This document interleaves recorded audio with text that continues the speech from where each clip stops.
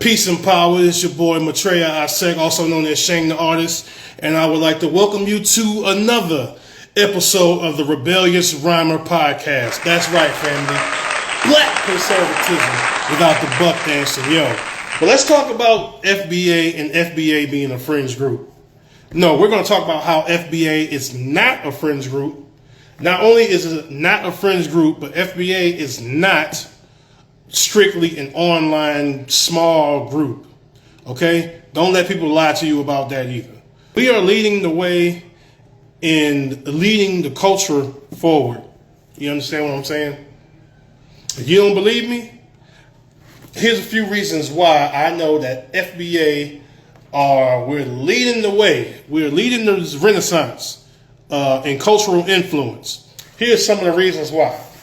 Number one, FBA caused the Democrats the election in the year 2024. You don't believe me? You don't believe me? Who was the main people telling people to stay home, sit on the couch? It wasn't your Democratic voters. And you got a lot of people who don't really vote anyway, so it wasn't them. It was FBAs. FBAs were the ones telling you to stay home, sit on the couch. Don't go vote for no Kamala. Don't go vote for Trump. Don't go vote for anybody. If these people are not giving you anything for your vote, then why would you cast your vote for them? No longer are we blindly voting blue down ballot for a party who don't give a damn about us and is not doing nothing for us. Why are we doing that?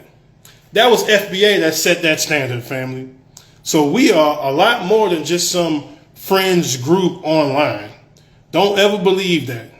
Don't ever believe that we're just some fringe group online, because that's not the case. We cost the Democrats the election, and we'll do it again if we do not get what we want, and that is a crime bill, an anti-black crime bill for black Americans, the same thing that the Asians got with the anti-Asian hate crime bill. The same thing they got. We would like something like that, and we need our reparations. Other words, no vote. No vote. But FBA cost the Democrats the election. I don't care what nobody say. We cost the Democrats the election. Let's scratch my back. Well, y'all like my shirt, man. Yeah, this is Up in Smoke. I'm a big Cheech and Chong fan, as you can tell. That's Cheech.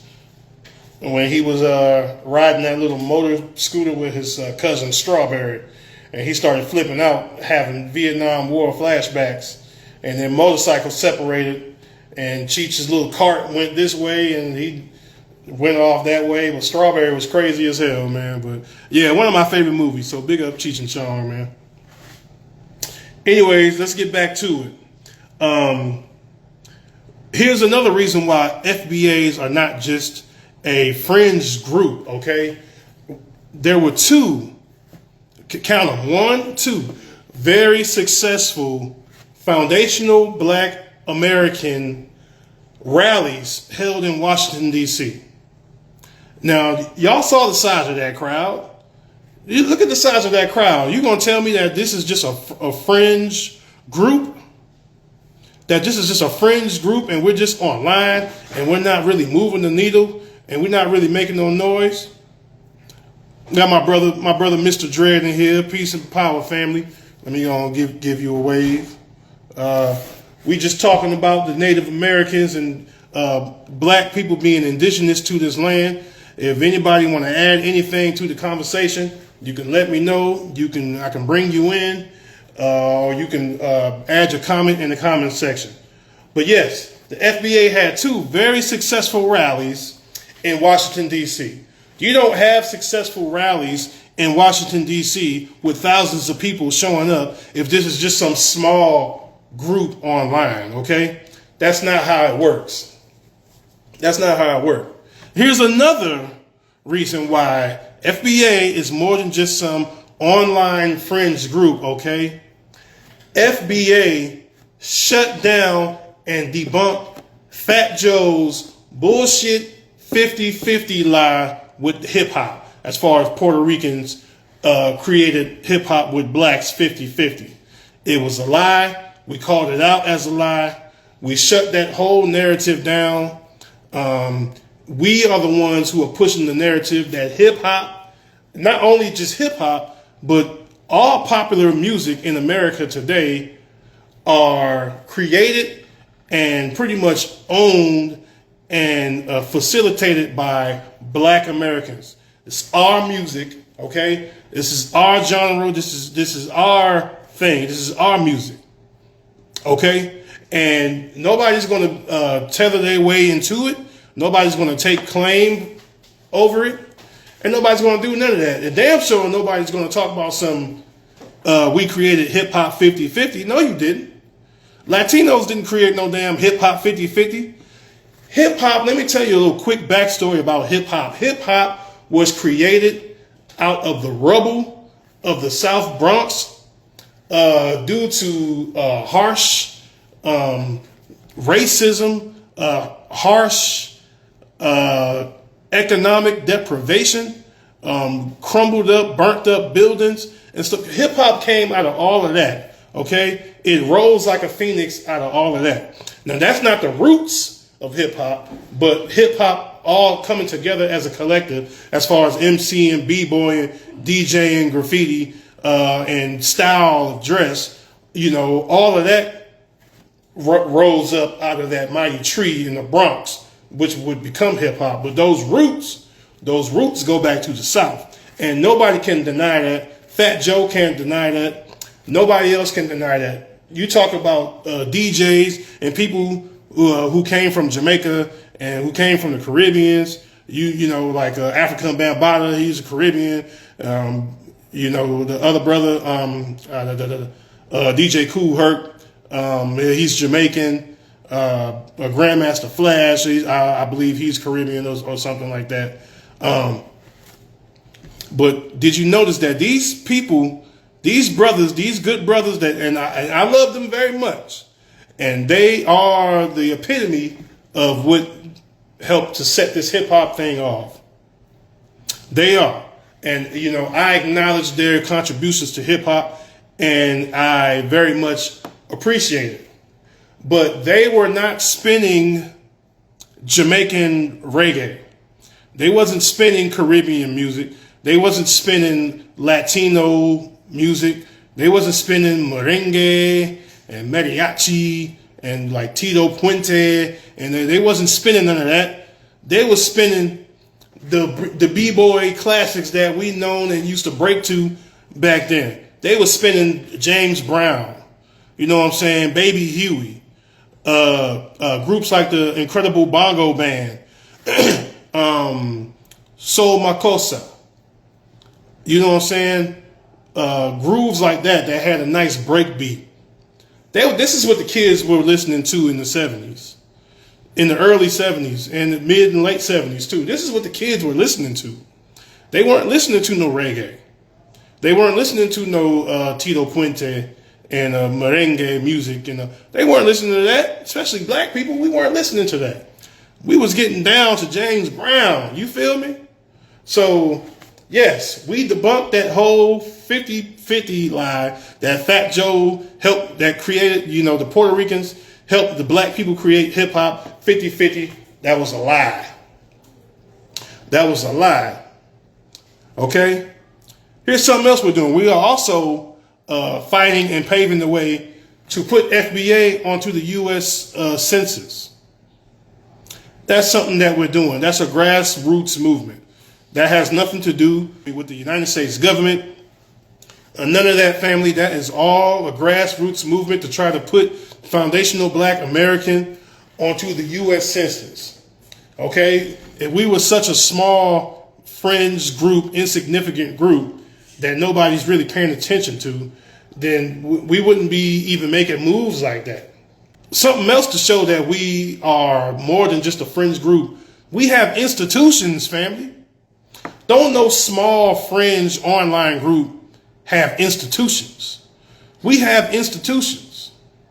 I'm trying to build an institution myself. The Dr. Yosef Ben Yakanan, a learning academy. You know, I have the land already, you know, and I'm working on building that Dr. Yosef Ben Yakanan's learning academy alongside a gym alongside a shooting range. I'm working on all of that now. You know, I might even try to get some donations for it in the near future. But right now, that's not what my focus is. But that's what the plan is. But the point that I'm making is we are building institutions, and we already have institutions, family. We have the Shaped Center. We have the Shrine of the Black Madonna. Okay, these were built by FBA people. Now they're Pan-Africans, but they're still FBA. You understand what I'm saying? We have the Hidden History Museum in LA, ran by Tariq Nasheed.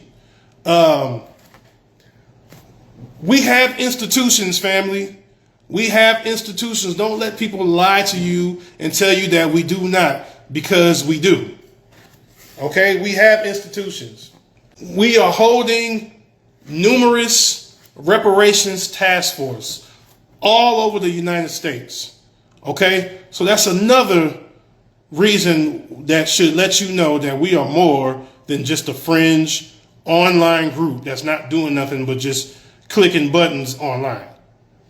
No, we have enough time to be at all of these reparations rallies, family, and to make sure that nobody crash out the reparations bills, and to make sure that there's no non-black Americans there trying to crash it out and say, no, we don't need reparations and all of that stuff. Because once you start standing up and saying, no, we don't need reparations, we're going to start looking at you with the side eye. Like, what's wrong with you? This ain't begging. We're not begging for no damn reparations. We are owed. We are owed reparations, family. And even if you want to sit there and be negative and say, well, we're never going to get it. You're never going to get it. I don't give a damn whether we never get it or not. My point is we need to keep our foot on the neck of these goddamn devils until they give it up. We keep our foot on the neck of these motherfucking devils until they give it up. You don't just have a defeatist mindset like that and say that we ain't never going to get it. You ain't gonna never hear me saying no shit like that. Oh, well, they never going to give it to us. Whether they do or they don't, that's not going to stop me from keeping my foot on their neck. That's not going to stop me from keeping my foot on their neck, family. It won't.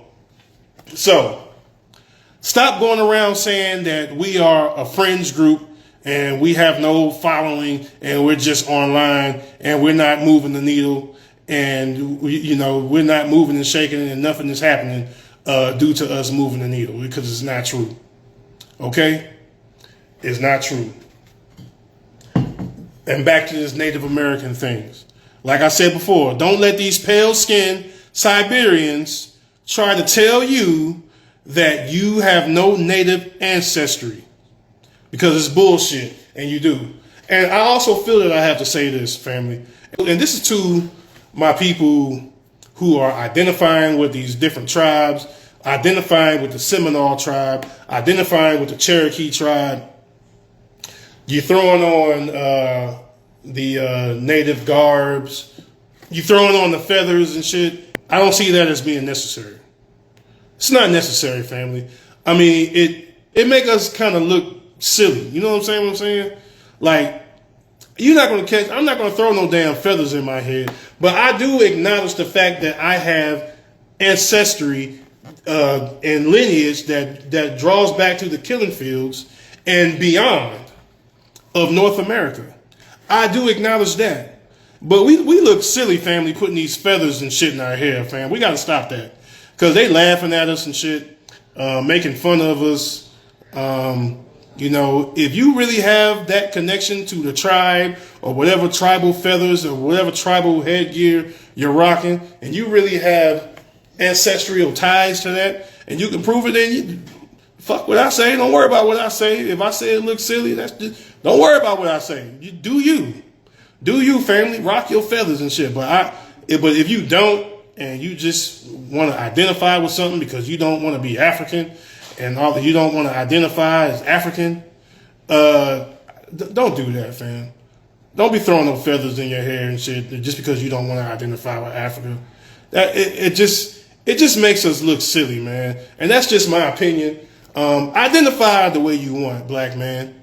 Identify the way you want, black woman. But to me, especially if you don't have no connection to these tribes, I wouldn't be rocking the feathers and the garbs and all of that, and I just wouldn't be doing that. But that's just me and my personal opinion. Do you, family? I'm not going to tell you not to do it. I'm not going to tell people who don't identify with Africa at all that they should identify with Africa. I'm not going to, these are grown ass people. If they don't want to identify with Africa at all, even though I think that is wrong, and you take your genealogy, and it's clearly you're going to have some genealogy going back to Africa. And that's very clear and that's very obvious. But if they don't want to identify with that, then who am I to judge you? I'm not here to police how you identify yourself. That's not what I'm here for, family. I'm just here to give you these receipts, which I've already dropped earlier.